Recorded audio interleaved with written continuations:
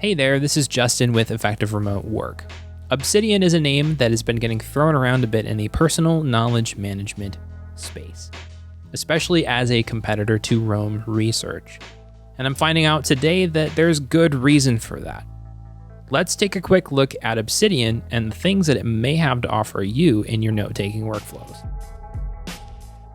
Do keep in mind that Obsidian is currently in beta. As you can see at the top of the screen here, it is version 0.6. Some of the features you see here may look different in future versions. The plan is to have a paid version of Obsidian in the future, but do be aware that many of this may change by the time it actually releases. Let's take a look at the user interface. As you can see, Obsidian is actually quite beautifully designed. I'm a big fan of the dark color scheme that they have here, especially contrasted with the purple and the white text, and especially the bold headings. It looks very nice, especially if you have a 4K or high resolution display like I do. What this application reminds me of is a sort of Visual Studio Code for notes. You have the tabs over here on the left-hand side that give you different functionalities, and then you have these different panes on the left and right. Plus you can split your views. Like here, you can see this is the same note on the left and right. This is the Markdown version of the note with the preview version of the note. Some very cool features that are available within Obsidian and that are pretty standard in a lot of different note-taking applications, but there's some extra ones too that make it extra special. Nice, let's just dive through the quick start guide here. First, you just have your standard Markdown headings. One thing you can enable in settings is the ability to fold on headings, which is very, very handy. If you do indentations, you can also fold in your bullet lists on indentations, which is also very handy. Not something that you see a lot in different pieces of software when taking notes, especially when it's Markdown based.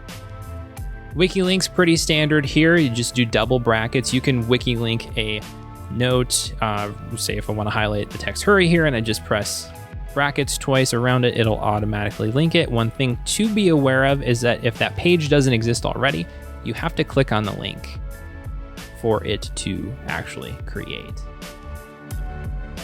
Minor little niggly thing, but it's something to be aware of at this point in time.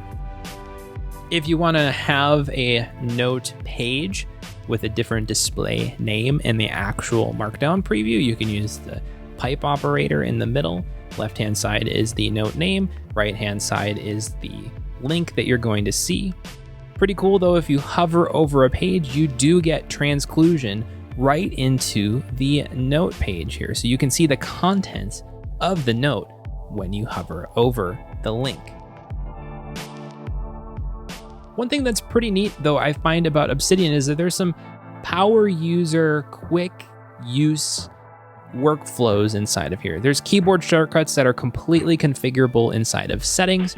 You can embed files, and there's a pretty cool command palette just by pressing Controller Command P, where you can not only just browse through the commands that you have available, but you can type and say, if I want to star the current file, just type it and do that. So you don't even have to lift your hands off of the keyboard when you're taking notes.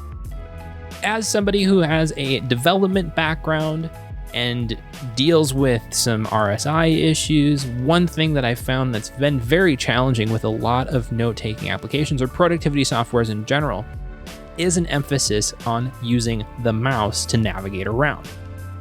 Having the ability to easily navigate through a piece of software with the keyboard in an easy and quick way without muddling up the user interface is a really cool thing.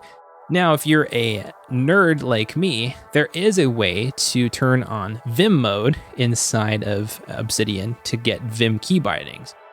Vim key bindings are pretty cool for being able to navigate around a file. So I'm just using J and K to go up and down here. You can do the 0 for going to the front of the line, the $sign for going to the end of the line. And if you want to say insert after this, you can hit O and start typing. Then you can hit escape to go back to the normal mode. You can go, hit I to start typing right where you are in the line. I'm using the word hello a lot in this demo here, but it's really nice to have that capability available, especially in a GUI-based text editor. Something that's interesting about Obsidian is that they have a plugin infrastructure that eventually developers will be able to utilize to extend the software. Right now, there are a number of plugins that are bundled in to Obsidian. If we look under plugins here, there's File Explorer, Search, Quick Switcher, which allows you to jump between different files. Can't do it during settings here. The Graph View, which is very similar to Roam Research, and we'll take a look at that one in just a second. Backlinks in the right-hand pane, a tag pane, starred, word count, slides. You can use this to do presentations using Markdown, an audio recorder, page preview, custom CSS, a command palette, Markdown format converter, which converts Roam Research and Zettelkasten files to the Obsidian format. Very, very nice to have if you're coming in from a different piece of software. Daily notes or daily journal, Zettelkasten prefixer, and opening a random note. We'll take a look at each of these here real quick. So start is pretty simple. You can star a file here, which is already starred. Click star or unstar. You can use the command palette like we did previously, and then it just shows up in your starred menu. Quick Switcher allows you to quickly switch between files, or you can create new ones. So I've created a couple. Hello, with a lot of boilerplate text in here. Pretty nice to have that option. I wonder if you can do this from the command palette though too. No, it's just commands. So use Command P to open up the command palette and Command O to open up the Quick Switcher. Next, take a look at the graph view. We'll open it up full here. A lot of this is from the Obsidian help documents that are automatically generated. You can add them to your vault is what it's called. It's a folder full of your Obsidian files, which are basically just Markdown files that are processed through the Obsidian software. One thing that I've noticed that's really nice about this is how performant the graph is. I've been playing around with this in TiddlyWiki using the Tiddly map plugin for that, and it's a little janky, I'll be honest. It gets the job done, but Obsidian has a very performant way to see what notes are connected in the graph here. Very, very nice. Next, over to the Markdown converter we mentioned. Lots of different options to be able to convert between Roam Research or Zettelkasten to move it into the Obsidian format. Very, very nice to have that. Audio recording completely crashed the application. Okay, well, it is beta software, so that is something to be aware of. I'll keep that in the video here because it's beta, but it will work, I'm sure, eventually at some point in time. Today's note. As you can see, I created one here. It just automatically populates today's date in the file name at the top, and then automatically opens up the note for today. So I can go in and I can edit and add another bullet here if I want, or I can just type out. Just type out some text for fun, why not? That's very nice to have. You can create a new Zettelkasten note. So if you like using the Zettelkasten identifier format, you can automatically have it create one for you. Or the plugin that I think is pretty cool for Obsidian is opening a random note. We'll take a look at a couple of things with this, but I find opening a random note like this to be extremely useful. If you're familiar with the concept of progressive summarization, I first found out about it through Tiago Forte, but it's basically the idea of revisiting notes or revisiting concepts and ideas regularly and continuing to summarize them or highlight things inside of them so you get a condensed idea of what that piece of content is. Opening up a random note like this is extremely helpful for being able to revisit content, not only to summarize it, but also to link it to other pieces of content. Reason being is that when you get thousands of notes into a piece of software, it can be very easy to forget that something is there. Say you had actually a pretty good idea that you one-off wrote in a journal from 6 months ago or a year ago, or in just a random note somewhere, and you randomly open it up, then that idea becomes front and center in your mind again.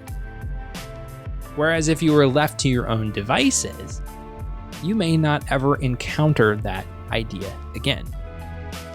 Very cool feature, but as you can see on the screen here, one thing we haven't talked about is this right-hand pane here. You can see we've got backlinks and tags.